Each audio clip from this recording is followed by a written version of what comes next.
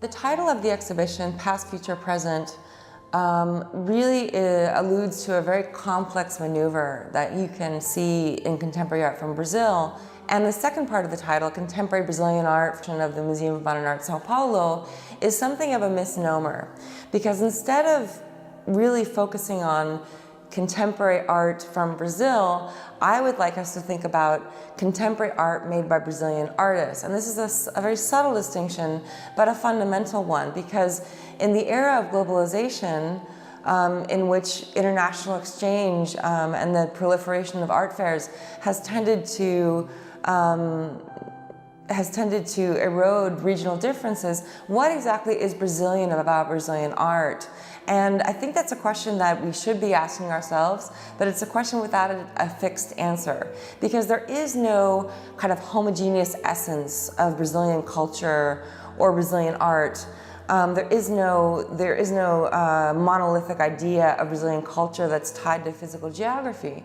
Instead, what this exhibition presents are artists who are united in references to shared experiences, historical moments, social norms and transgressions, as well as indigenous mythologies.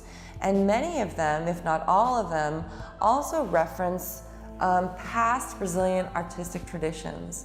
So this title, Past, Future, Present, alludes to this complex maneuver, this creative dialogue that contemporary Brazilian artists maintain with national artistic traditions, while also looking towards the future with a wider global perspective that really helps them to create work with an unlimited imagination and really boundless creativity.